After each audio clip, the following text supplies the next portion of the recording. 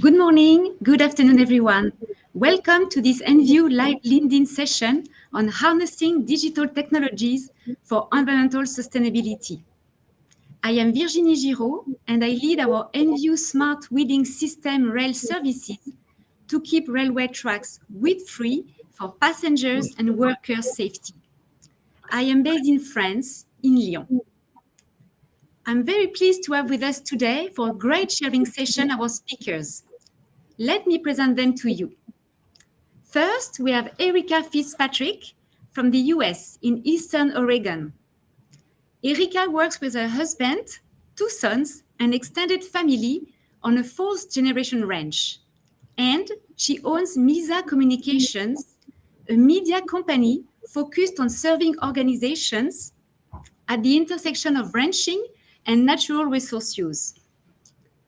Erica sees invasive annual grasses as one of the largest threats to the sustainability of ranching and has a deep interest in helping tackle the problem in her area, using all available means. Then we have Graham Owen, based in the UK, working for the Public Rail Network Railway Company. Graham is a senior engineer, drainage and line side, involved in seeking innovative solutions and ways of working that embraces a balanced approach to tree and vegetation management, exploiting the benefit of our green infrastructure and limiting the risk to railway operations. And finally, we have Harry Quick, my colleague at NView, based also in the US, in Colorado.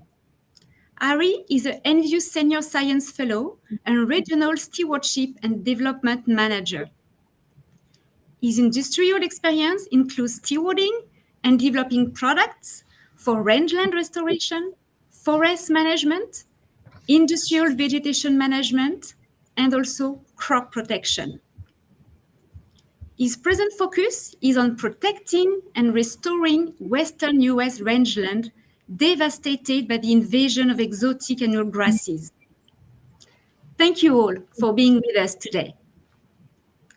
We will discuss how digital technologies can work hand in hand with herbicides to advance healthy environments. Indeed, herbicides are extremely effective at controlling invasive and unwanted weeds and grasses to improve biodiversity and reduce the risk of wildfires.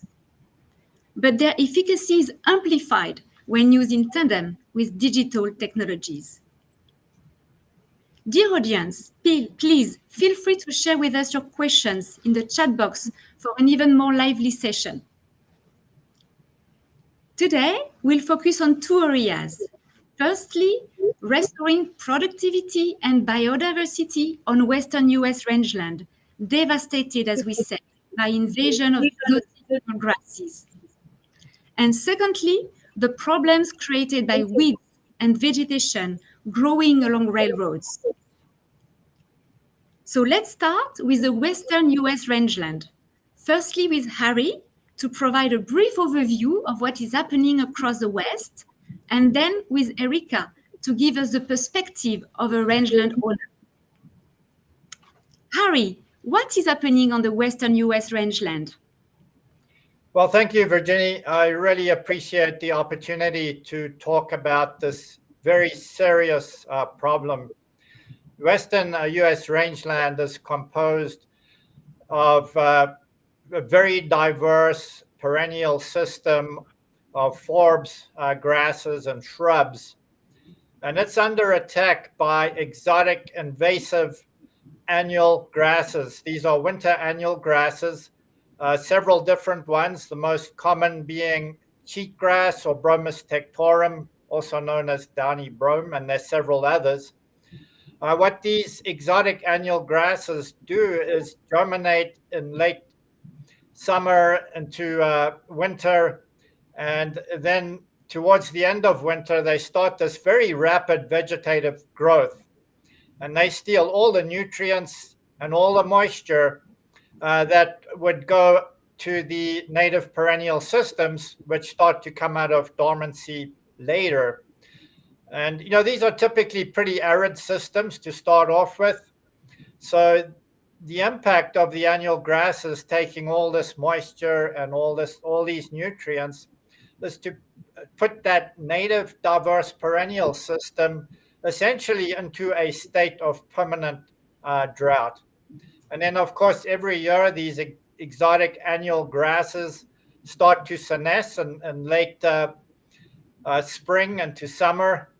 They develop prolific numbers of seed. The seed is added to the seed bank, and then they start to senesce, and they add fine fuel, which creates an increase in wildfire. And that fine fuel, that brown fine fuel, is being added at this exact same time that wildfire threatens.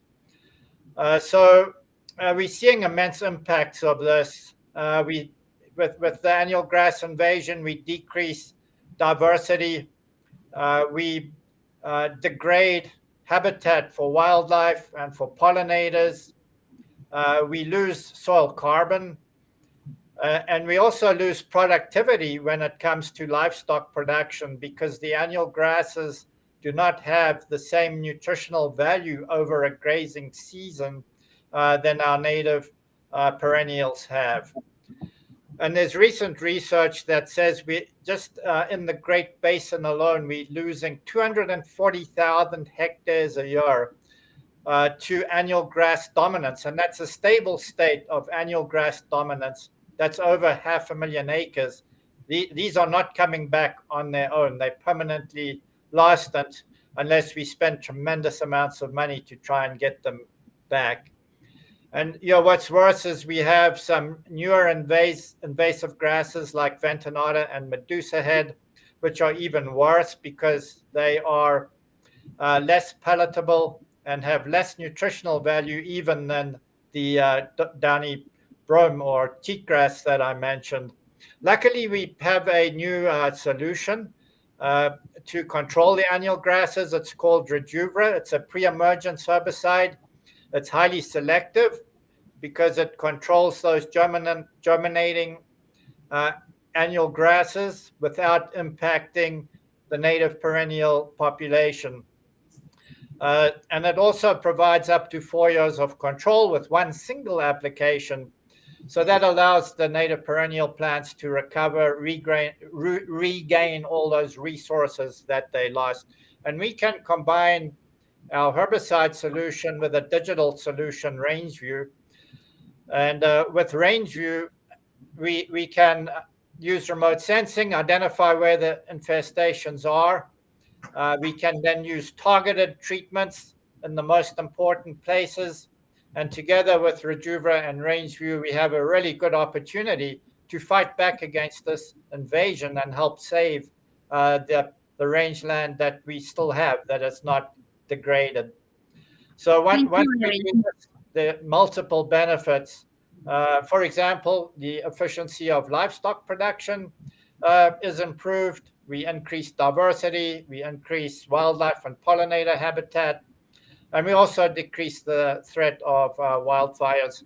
And very recent research is showing that these annual grasses are really reducing soil carbon stocks in quite a significant way, which is just another really important reason to stop this invasion. Thank you, Harry. Thank you very much for this complete overview on how these invasive species really damage the biodiversity and also the productivity. So now let's go to Erika. Please talk about the impact of these annual invasive grasses on your ranch and how control methods and digital technologies combine to provide an effective solution from your point of view. Yeah, unfortunately, the picture that Harry just painted is a very accurate one to what we're experiencing at a ranch scale. And so all of the things that he described, whether it be fire, monocultures, and just that general transition away from our native perennials to these really damaging invasive annual grasses, is what we've been living. And so we deal primarily with a really particularly aggressive invader called medusa head. And it's almost entirely unpalatable to livestock and wildlife most of the year. There's just a very short window of time in which it can be grazed. And so as it crowds out other forages, we're just transitioning to a landscape that's almost unusable and certainly not good for the ecosystem and the wildlife that depend on it as well. So for a while now, it's felt that this problem has been pretty daunting and almost hopeless. And recently, Rejuvra, as Harry mentioned, was approved for use in our state, I think just 2 years ago. And we were really excited to participate in some treatments and have been very, very excited about those results. We're seeing wonderful transition back to our perennials being strong and vibrant, and the elimination of those annual grasses. This is a really exciting time. But there's another challenge that we face, and it's that we're dealing on really large, vast, and rugged landscapes. This ranch alone spans about 250,000 acres. Ranches in this area, really depend on large landscapes to be able to sustain these livestock herds, because it is an arid landscape. And so getting a sense of what's going on at that scale is really challenging. And to do it solely on the ground is really expensive and time consuming. And so these digital technologies, specifically remote sensing and tools like Enview's Range View, are helping us get an accurate sense of what's going on the landscape right now, create areas that we want to target and the strategies that are going to be economically feasible and also have the highest chance for success, and then being able to monitor those results. So these digital technologies are really essential, and we've been starting to work with them and use them and see great results.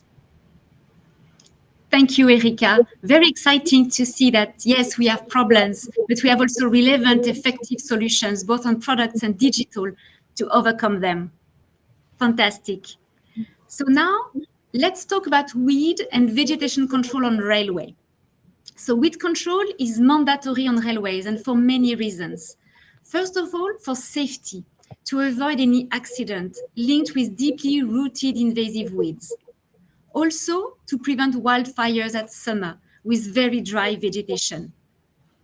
Controlling weeds help as well to maintain the rail ballast stability and avoid high maintenance costs to replace it. Our Enview smart weeding system technology enables to detect the weeds and thus to spray product only where needed on detected weeds. And coupled with a GPS, it allows a great respect of restricted areas, cutting off the nozzles. At Enview, our SWS technology delivers as well digital data report on all field operations, offering a great transparency to our customers and also society. We're able to give precisely what product has been sprayed, how much, and where with GPS coordinates. We can thus trace that restricted areas have been fully respected. Graham, please talk about your challenges with vegetation in the UK and how control methods and digital technologies combine to provide an effective solution.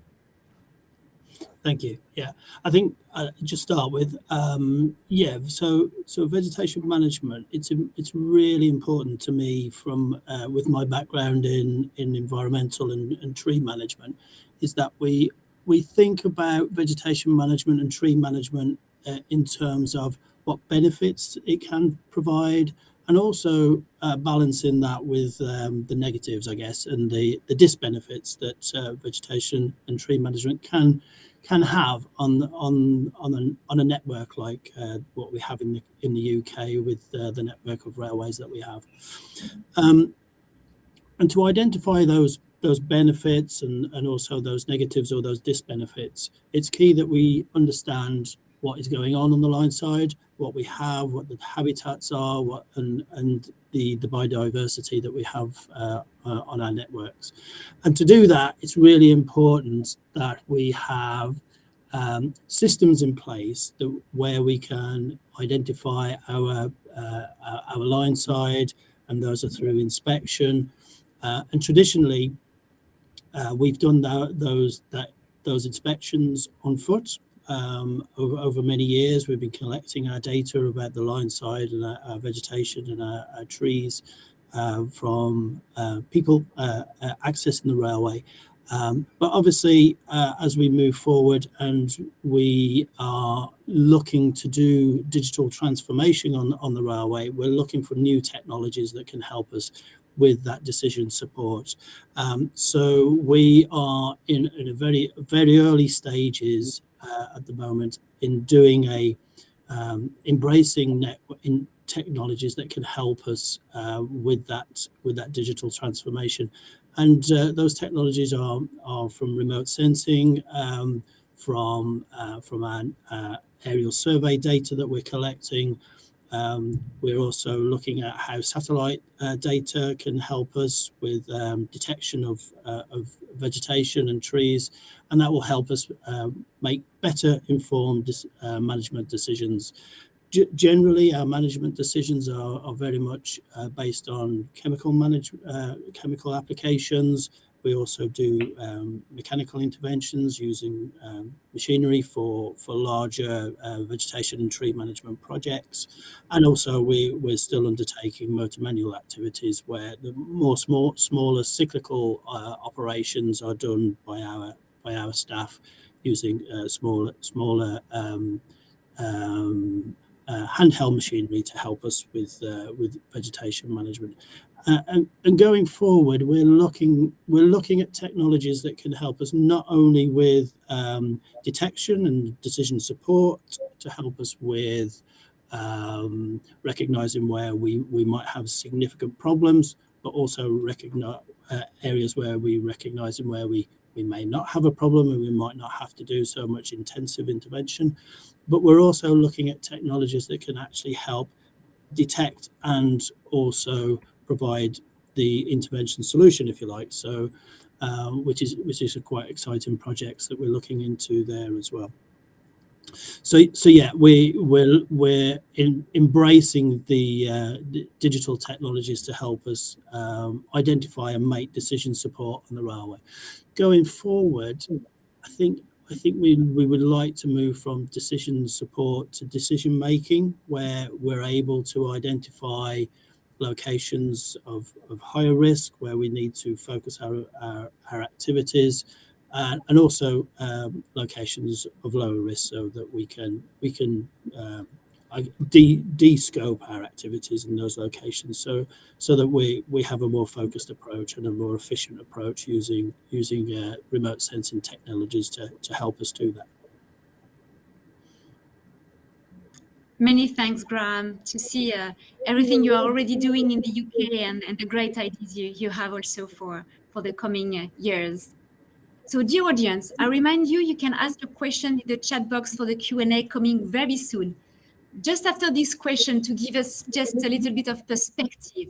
So in the future, how will digital technologies help you even more to overcome your vegetation issues and advance healthy environments? Erika, how do you see it for rangeland? We are really excited for the advancement in remote sensing and satellite imagery, and maybe that being paired with AI technologies, because right now it's not perfect. It's good and it gives us an idea, but you still need to ground truth that, which is a good practice in general. But again, it goes back to being fairly time consuming, and there's areas on this landscape that you can't even really access outside of maybe a horse or some ATV. And so we're excited to see that technology continue to develop. There's all sorts of other exciting digital technologies, but I think that's where at least my focus is for now, and where I see a lot of exciting things happening. Thank you, Erika. Indeed, going through the satellite is really very exciting. Graham, is there anything you would like to add for the railways, for really the future, the long-term view? For us, I think, so from digital tool to end user interface is really important, and there is obviously a a delay in getting digital data into the right format and to tell the right story through to the end user in a really efficient way. I think that's really important. So our goal, I guess, would be real-time information feeding from whatever system it is, the remote sensing system that is collecting that data, to be available to the end user as smartly and as efficiently as possible. I think that's the area that we would like to focus on going forward, and also how we incorporate all the remote sensing methodologies, if you like, or ways that we collect data into one platform for a decision maker to make the right decisions from that, from all those those sensing methods, if you like. So we talked about I guess what we've already gathered from people visiting the railway. We know that drones can collect really high resolution imagery and data. We have helicopters and fixed wing aircraft that are collecting data. We also collect data from trains, as you know, and also we're looking at satellite technologies as well. And the resolution or the quality of the imagery or the sensing tool is also important and can change with the different types of technologies out there. So I guess it's how we combine all those really good things, because we would probably want to use most of those things, combining those into a really smart way of presenting that to a user, if you like. So that's the important thing, I think, for us. Thank you, Graham. And you, Ari, from your view on the field that Enview serve every day, how do you see the future? Yeah, so we have a lot more than just annual grasses that are impacting our rangeland. Woody brush or tree species such as juniper trees, or mesquite trees, Prosopis glandulosa, are really invading in a very big way across the whole western USA. So we need digital applications that can broadly identify problematic species on the ground using remote sensing, machine learning combined with artificial intelligence. And with this information and a geospatial system, we can identify areas at risk of invasion and newly invaded areas. And these are often the areas that can be most effectively targeted to stop this ongoing spread of these undesirable species. Once we know where the invasion front is, and once we know what areas are at greatest risk of invasion, we can then really target our treatments to provide the greatest benefit. And then further use of the digital platform and would include grazing management, because after you've recovered your grazing lands, you then want to manage them appropriately to maintain that state and don't revert back to an undesirable state where invasives start again. And you can also monitor over time, monitor the outcomes of any treatments you do, also monitor the responses of the desirable species, and then take timely action, because these it's never a one and done solution. When species start to come back, you need to be able to know they're coming back, and you need to be able to tackle them. So it becomes, and then once we have documented outcomes, it becomes possible to create verified and trustworthy environmental assets. For example, reduced emissions and improved biodiversity. And all of this facilitates more sustainable beef production, for example, and it also improved management of natural areas. So I see a huge role for the combination of the treatments to control the invasive vegetation and the monitoring of outcomes, not only in terms of control, but all the environmental benefits that flow from that, to participate in the market for environmental outcomes, improved environmental outcomes. Thank you, Harry. On my side, I can say as well that at NVU, our innovation team is working on developing some weed recognition to identify precisely the noxious species to even better control them. For instance, we want to detect ambrosia that cause health respiratory problems here in Europe, to be able to monitor the spread out and go on the field to eradicate it. Another topic we are working on is this predictive weed control maintenance on railways. Like you said, Graham and Erica, we like to combine all the data we are collecting on the field with the trains and also data coming from satellites to really know where to pay a particular attention, where the weeds are before we go on the field, to have even a better operation down on the field. Okay, so thank you very much for this first part of this session. Now, let's have a look at the questions from the audience. So we have one that is for you, Graham.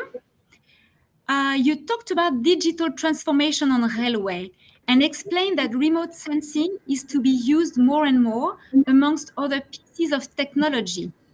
What technology do you particularly believe in to transform your work? Yeah, good question.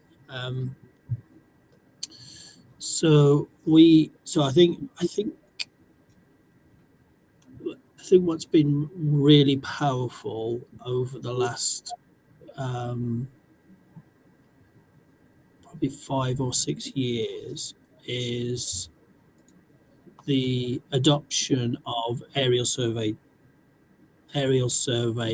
technologies, and our first steps into aerial survey and remote sensing was probably back in 2014, using our national aerial survey colleagues to undertake a aerial survey using LiDAR technologies.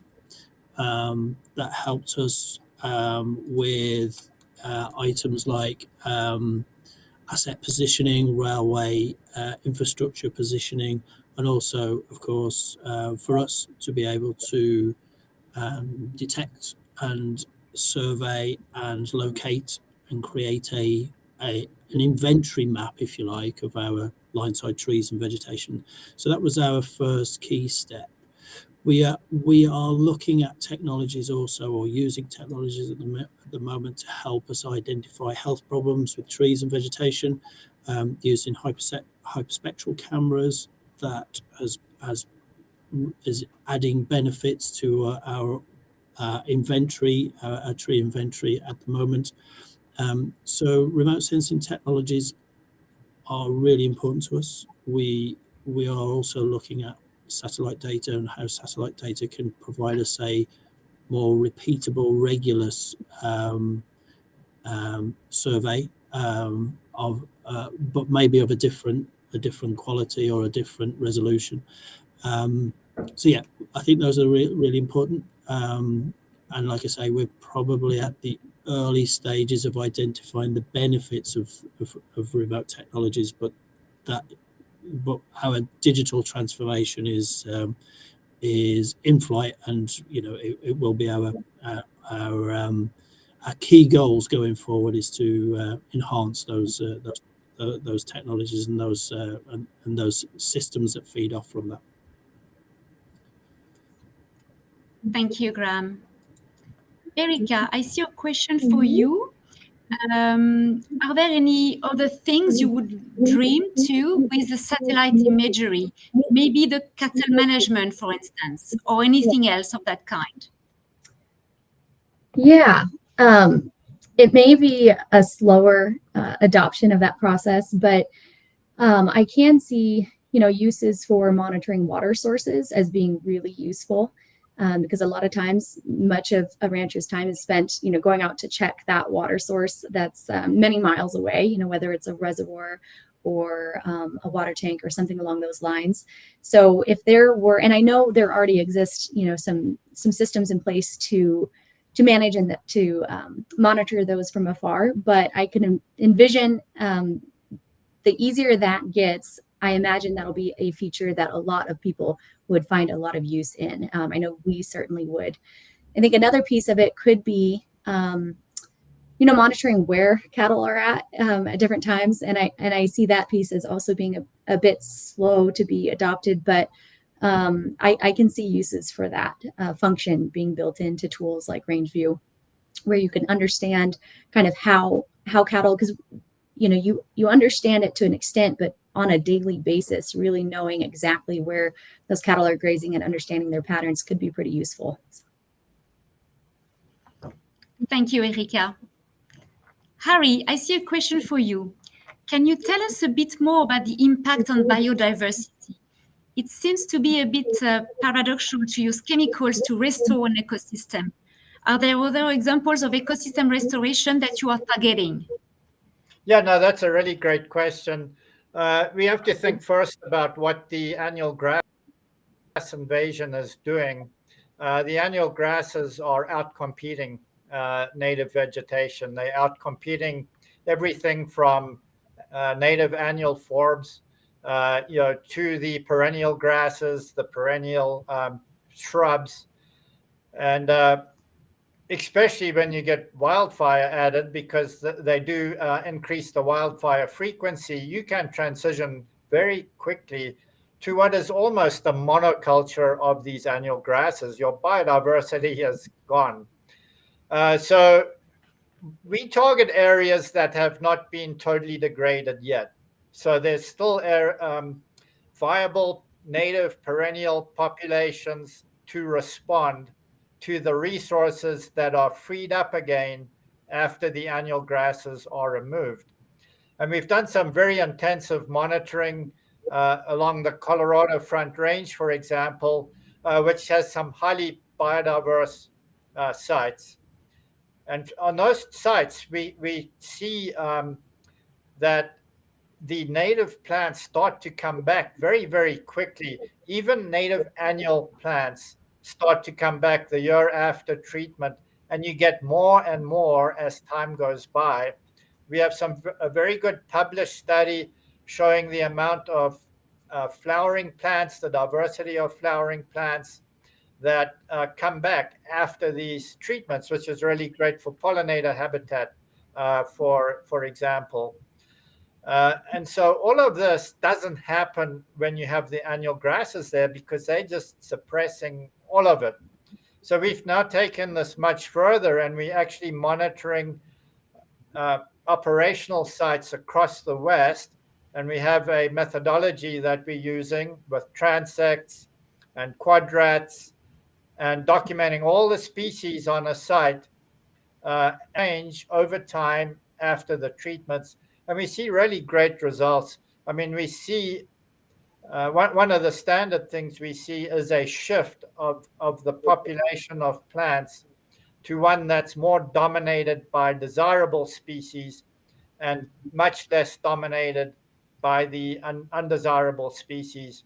We actually have a aspiration within our company to increase biodiversity by 15% on over a million acres, just as part of our environmental stewardship. So we're doing a lot of work to document that. And we're also planning to do additional work with universities to monitor the biodiversity outcomes. Super. Thank you, Harry. Erika, I see a new question for you. Have you been able to see a direct impact of the annual grass infestation on the productivity or health of your livestock? Yeah, that's a great question. I don't have hard data points right now with me on that, but the fortunate or unfortunate thing is on our place, on our ranch, we've got kind of the full spectrum. We've got pastures that are almost completely, monocultures of an invasive annual. And then we've got all the way through to pastures that are more, pristine and that strong perennial bunch grass. And, those monoculture areas just simply cannot sustain cattle outside of some winter months and with a lot of supplements. And so, that because of that, looking at the two extremes, in the pastures that where both exist, they're absolutely not selecting for those invasive annuals. And you can see that very clearly if you just sit there and watch them graze. You can see that they are going to select those plants that have some nutritional value and that they can actually digest and are palatable. And so absolutely, if we were to continue on this trend, the land simply cannot sustain the number of cattle that it could on healthy, vibrant, ecosystems. Okay, very good. I see a question for you, Graham. How you have measured the impact on the environment, on the biodiversity, on all your activities, and how this measurement is embedded into your digital technologies? Yeah, thank you. We are using satellite imagery to identify the different habitats that we've got along the line side. That is combining with our on-foot surveys that are, I guess, closer to the habitat alongside the railway as well, and that's providing us with a very high level overview of our inventory in terms of what habitats we have, and also using satellite data to do that, we're able to identify change detection over a certain period of time to enable us to understand whether our activities on the railway are having a significant benefit or disbenefit in terms of the interventions and activities that we do. So those are the technologies that we're embracing just now on the UK network. Great. Thank you, Graham. Erika, another question for you. How do you see the adoption process or acceptance of the digital technologies among the rangeland managers, the ranchers? Are you a front runner, or are you part of the great community moving to the digital technologies? That's a little hard to answer, of getting an accurate sense of that, because you understand in your conversations with friends and neighbors kind of where they're at on it. But it, like anything, I think there's early adopters and there's people who jump on with any new technology very early and very quickly and start to learn how to use it. And I would say, the ranching community might fall in general as a whole a little on the slower side of adopting change. I mean, that's why a lot of us live in the middle of nowhere and do what we do and choose this lifestyle, because I think we have to remember that, a large part of ranching is the lifestyle component. So I think it's a matter of how invasive it feels, to be completely honest. If it feels as though, all that you're doing is exposed to the entire world, I have to be honest, it's going to be slower to be adopted. But when we can really look at, the benefit that it provides, and I think there are a few examples. I don't know how many people would be familiar with just the app that was designed for hunting that many ranchers use on X. I know most of our friends and neighbors use that app, and I understand that there's more and more powerful tools far beyond that app, but it's a kind of opens the door into understanding what might be possible in making everyone's life a little bit easier. And so I think there's going to be people that fall on all sides of that equation. Great. Thank you, Erika. Another question has come. why don't we use only alternatives like e-weeding or hot water, and we still use chemistry? So maybe I can start answering, and then I will give you the floor, Graham, also from your perspective. So what I can tell you is that we looked at it deeply with our innovation teams. And we have not selected the hot water because it's not efficient enough. It's just temporarily damage the leaves of the plant and don't kill the roots. So it means that especially at spring, we will need to come every month on the rail tracks. And with the busy lines we have here in Europe, this is just not possible. Regarding electric weeding, this is an efficient technology as it kills the roots, but we have not found the right way to make operations with it because the speed is very slow to apply this technology, less than 5 kilometers per hour. And again, we cannot close the busy lines in Europe for the weeding operations. We need to integrate our operations in the existing flow, and we circulate rather at 50 kilometers per hour. So for the rail tracks weeding, we continue to investigate with our innovation teams. We continuously monitor and try to see with the research center what we could do on this area. But let's be very transparent with you today. We have not found the key. So chemical and biological weeding on railway is the most efficient and also operationally viable solution today. So Graham, I don't know what you would like maybe to add on that topic. Yeah, absolutely. I think we do need to have an integrated approach. You know, the chemistry or chemical treatments not being our only solution for where vegetation is having a negative impact on the railway and safe operation of the railway. And yeah, like you mentioned, we are really keen in following the technologies that might be able to provide those alternatives for us. And once there is a viable solution that can be applied, then yeah, absolutely, we'll be looking to integrate into that solution. So yeah, there's, as Virginia mentioned, there is research ongoing, and I think we're all railway operations in Europe are very keen to realise those results of that research. Thank you, Graham. Harry, a question for you now. How do you measure biodiversity in rangeland? So yeah, well, I think I kind of answered that one already. Using a system of transects and quadrats. But Virginia, I do actually see another question up there about how we actually using remote sensing, and we have a very high resolution system that we're using.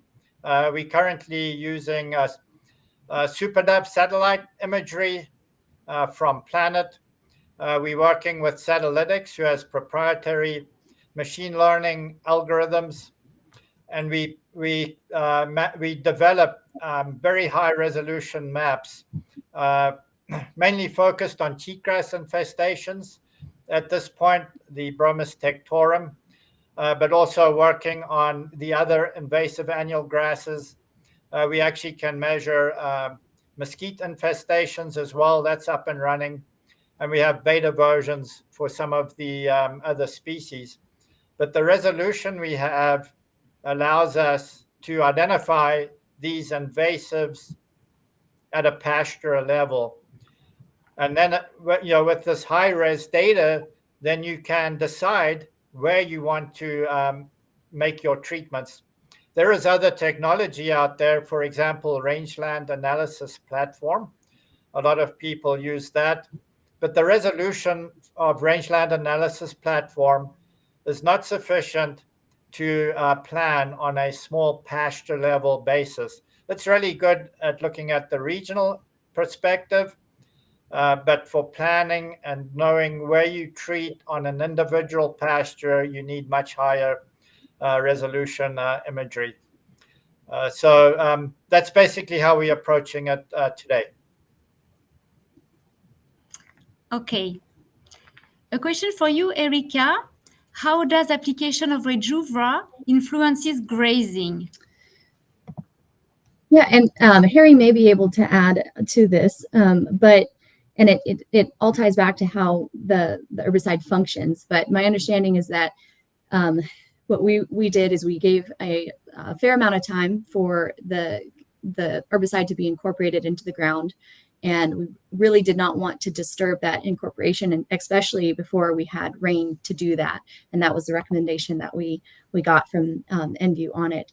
And we had great success in how it was incorporated. And so in future treatments, we will try the same strategy. But basically, we needed to give a window of time for one, it to be incorporated.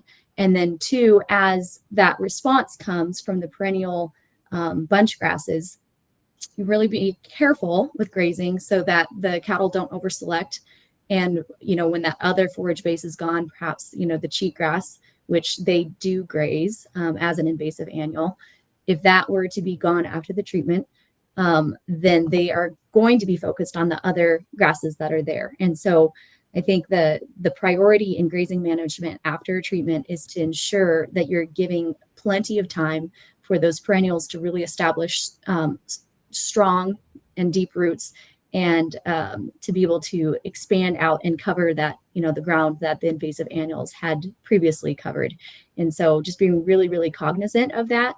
But the trade-off is that in the future, your forage base is so much stronger and ready to sustain more grazing than it could have before. Yeah, no, if I could just add to that, from a grazing tolerance standpoint, there is no restriction on how soon you can graze after a Rejuvra application. It's 0 days, it's a 0-day grazing restriction. But we don't recommend that you graze immediately after the treatment because it's a pre-emergent herbicide that needs to reach the ground. And if you're grazing it right after treating it, then you'll be moving the herbicide around, and that can impact efficacy. So we like Erica was saying, we like to combine that the Rejuvra application with grazing. So if you're going to graze, if you're going to treat a pasture, it'll be really good to graze that early in the year to get rid of a lot of the biomass that helps the herbicide get to the ground. Then you treat the pasture, and then you don't want to graze it right away either because you want all those perennial plants to have adequate time to respond. So you may graze that acre that you treated late the following year as opposed to early to give it the maximum amount of time to respond. So every pasture is going to be different. If it's more degraded, you might have to wait 2 years to get the plants to respond. But that's how we would kind of integrate grazing and the herbicide application together. Very good. We talked a lot about application on individual ranches on this range view plus Rejuvra. How do you see also this proceeding on public lands and large-scale projects? Erica, any idea how we could also use that? Again, Harry might be able to have more insight into this, but I mean, our hope, because we do operate on public lands, that's the majority of the acres that are available to grazing in our area. It just is how it is in the West. And our hope would be that absolutely it is approved for use. My understanding is that it currently is not, because that process takes so long to work through. And so our hope is absolutely because, all this land is kind of checkerboarded and neighboring each other. And so if we are working to treat ground, you hope that collaboratively across ownership, you can do that. And that was actually, we were part of a project that was multiple landowners, and even some different agencies were involved in that. And I do believe that that's going to be the most effective way that this needs to be done at a regional scale. And strategically. So our hope is absolutely that it will be allowed to be used on public lands soon because they are facing the same issues that we are. And I can just add to that. So, I mean, we already are used on a lot of public land, for example, county, city, open spaces.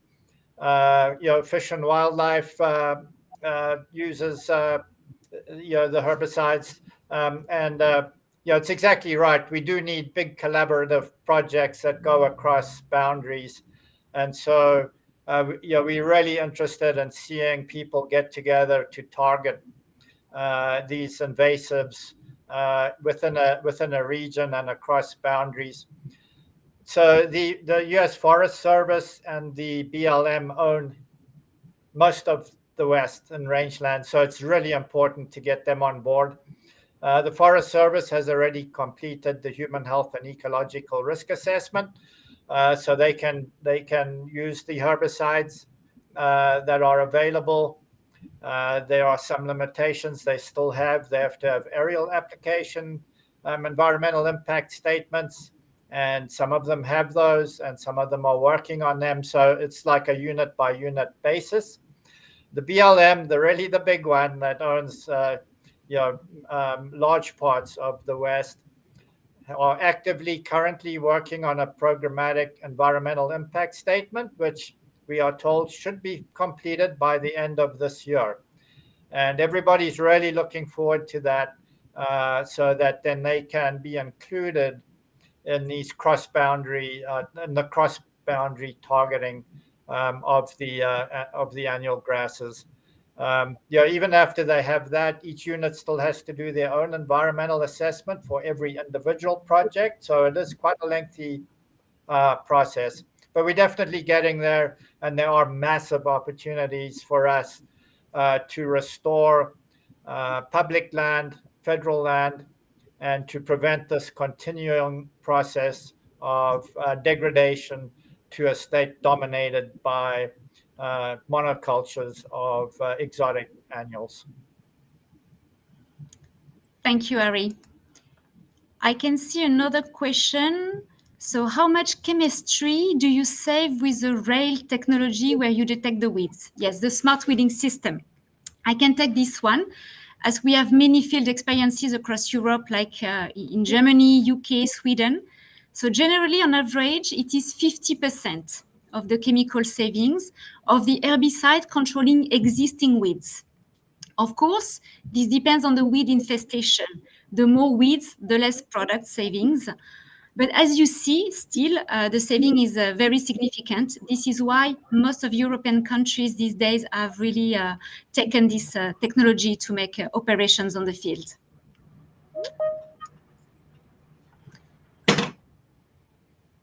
So how much, do we have any other questions coming in? One more, maybe?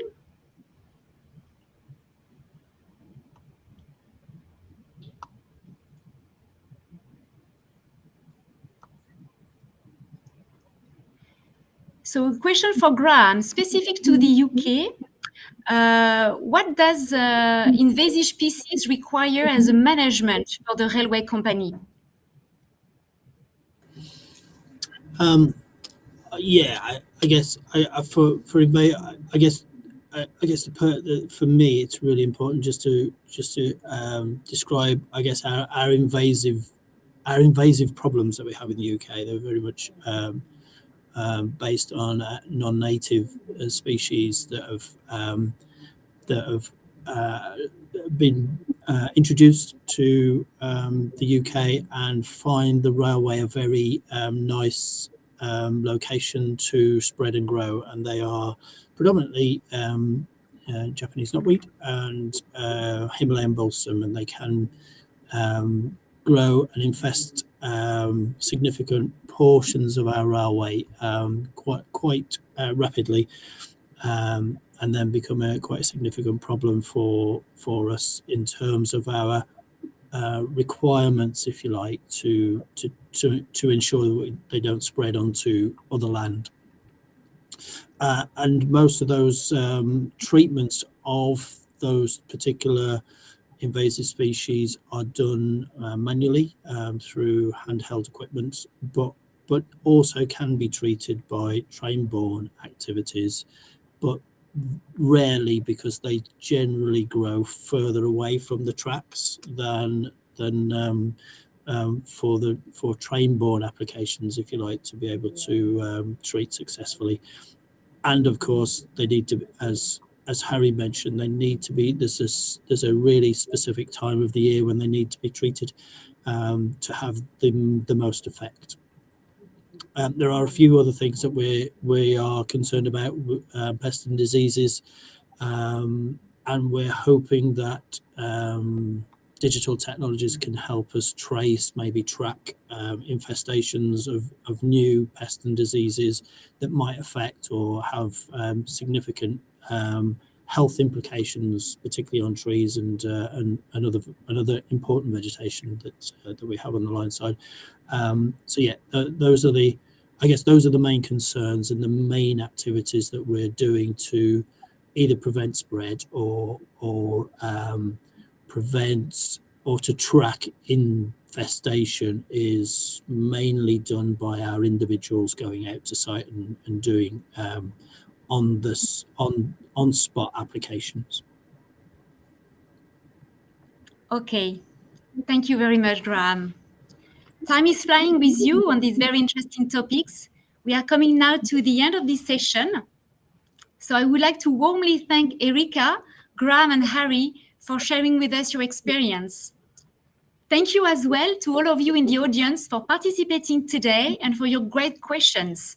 It was a great session. We are only at the beginning of what digital can do to help us all to control vegetation, to find a balance with nature. So stay tuned with Enview for a new live discussion very soon on LinkedIn to keep on advancing healthy environment for everyone and everywhere.